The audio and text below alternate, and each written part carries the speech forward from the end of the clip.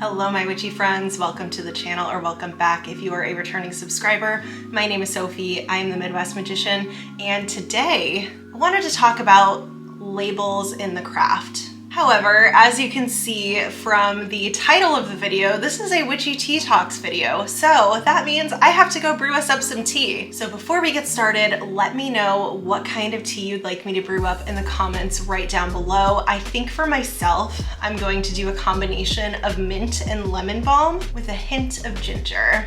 But I'm gonna go brew those up. I will be right back and we can start talking about labels in the craft.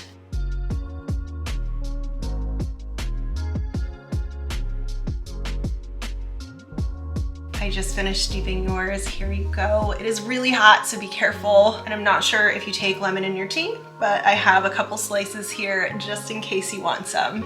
I'm gonna let mine steep for just a little bit longer, but what really inspired me to talk about this topic is Star, the Wild Witch, over on YouTube. She recently made a video called "Labels Are for Jars, Not My Witchcraft Practice." And in that video, talks about kind of spring cleaning her practice and peeling off the labels that have been put there, be it by her or otherwise. And I thought that was such a cool concept to talk about. So I'm gonna link that video in the description box right down below. Definitely go check out Star's channel, check out that video, let her know that I sent you over, because I think she had so many excellent points and I really resonated with that entire video. Out of curiosity, I wanted to see what my practice would be labeled. So I did what any witch would do, and I took to BuzzFeed for a quiz talking about what kind of witch I am. I do have that as bonus content over on my Patreon if you're interested. It's for the Crossroads Traveler tier and the Witch of the Woods tier. But I will let you know right now my results. According to BuzzFeed, I am a green witch, and their definition of a green witch is that I'm very connected to nature and herbs. I love protection, potions, and the color green. To me, the perfect day is spent walking barefoot through a forest and foraging for natural elements. While some of that is true, I don't know how long I would be walking barefoot in a forest. I feel like that would get really dangerous really fast. Would I label myself as a green witch? No, absolutely not. That's kind of what this whole video is about. I want to talk about the positives of labeling our practices and the potential drawbacks, and maybe exploring if there is any kind of middle ground. I think there are definitely some positives to labeling your witchcraft practice. I think clarity is something that is really important, especially when you're just beginning on your witchcraft journey, and labels really do kind of give that sense of clarity.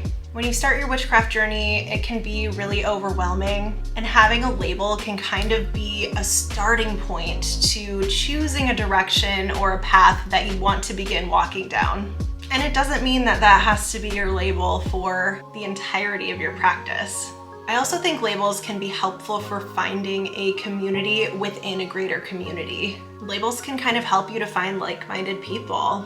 If you are a green witch, like BuzzFeed insists that I am, by searching for other green witch creators or communities, it's a great way to find people with similar interests and learn more about that specific niche. And while that might not always be your label or your community, it is a great way to connect with people that resonate with your type of practice. I also think that labels can kind of help you to understand your own practice. Again, I think a lot of these positives have more to do with when you're first discovering witchcraft or when you're discovering new parts of your practice, new things that you might be interested in. But by having the label of a specific witch, you kind of have a better understanding of your strengths and interests. I think overall labels can kind of help us to define what is important to us within our practices. I also think that labels can be a really helpful tool for describing our practice to other practitioners. I don't necessarily think it's very helpful for people that don't practice witchcraft, because they're not going to know what a hedge witch or a green witch or a Traditional witch means when you talk to other witches that have been around and have seen these other communities and practices, it's a very quick and easy way to kind of briefly touch on what your practice looks like to somebody else. And again, I kind of think that's with the understanding that labels can change and they're not all encompassing. But with all that being said, I kind of want to pivot and talk about the drawbacks of labeling our practices. I also really quickly want to know how your tea is. Wow, that is very minty.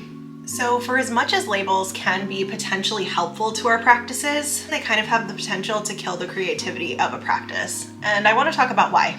One of the biggest drawbacks is that labels can be very limiting to a practice. For example, if you call yourself a Celtic witch, you might feel like you can only practice Celtic traditions, even if you're drawn to other types of practices.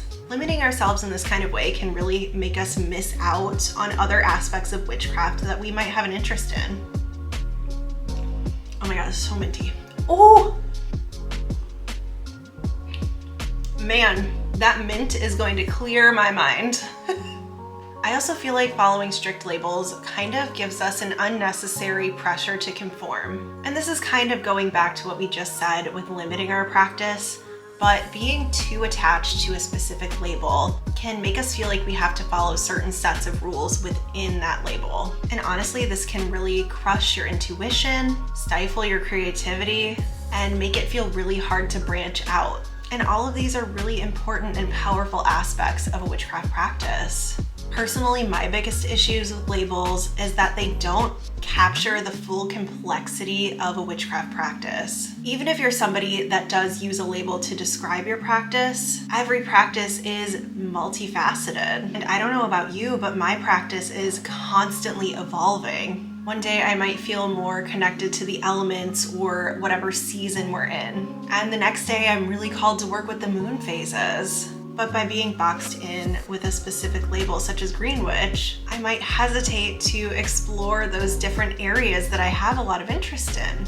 I think that labels can also create kind of a fear of judgment. You may feel judged by people that don't interpret that label the same way as you do, or that just flat out disagree with the way you practice. And while yes, I think it is totally valid to tell those people to kick rocks, it still doesn't feel good to be negatively judged.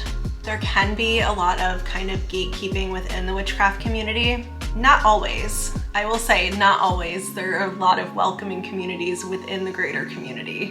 And if you're here watching this video, you are not going to get any judgment from me. But that said, there is some gatekeeping within this community. And some people might think you're not really that kind of witch if you're not adhering to their specific idea of what that label looks like. So those are some of the reasons that I think labels can really be a huge drawback to a practice. So what's the balance? How do we kind of navigate this middle ground between labeling ourselves and letting our practices be a lot more free-flowing? I think a big key is allowing your practice to be as fluid as you want it to be. You can experiment with different traditions, with different tools and different methods without putting the pressure on yourself to fit within that specific category.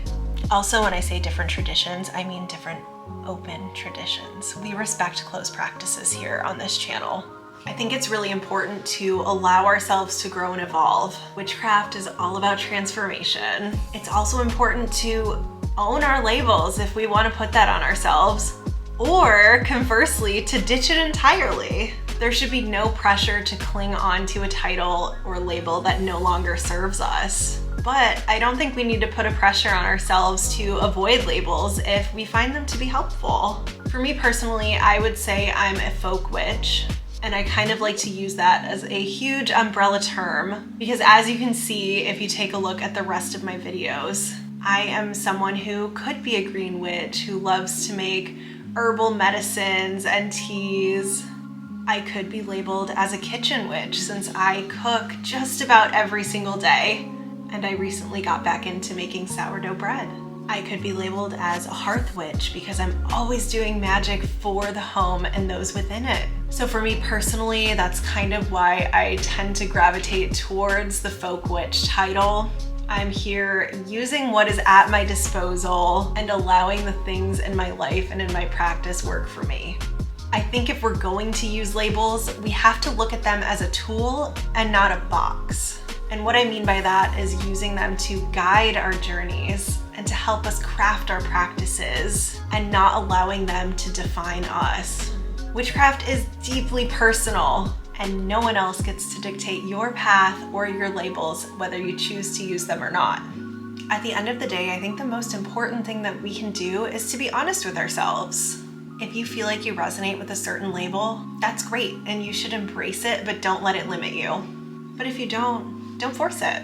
Sometimes instead of a label, it's more about feeling a connection to the energy of your practice and the things that you're crafting. At the end of the day, whether or not you choose to label your practice is entirely up to you. Labels can help us to understand our path, but we should never allow them to limit our growth or dictate what we can and cannot do within our practices. The most important thing to do is to stay true to yourself and to your path and your practice, however that ends up looking. I would love to know what you personally think about labels. This was such a fun video topic to kind of explore, and I don't know that I personally have a full-fledged opinion because I can really see the positives and negatives to labels. Do you personally identify as a specific type of witch? Or are you like me and like to use kind of an umbrella term to describe your practice? Or are you someone that stays entirely label-free? I would love to know your thoughts in the comments down below. If you made it to the end of the video, can you leave a little leaf emoji to represent our tea leaves here? If you liked the video, can you give it a thumbs up? And if you're not yet subscribed, can you click the subscribe button? I would love to have you back for future witchy tea talks. Thank you so much for chatting with me. I really had a great time with this topic. Thanks again to Star, the Wild Witch, and I will see you next time. Bye.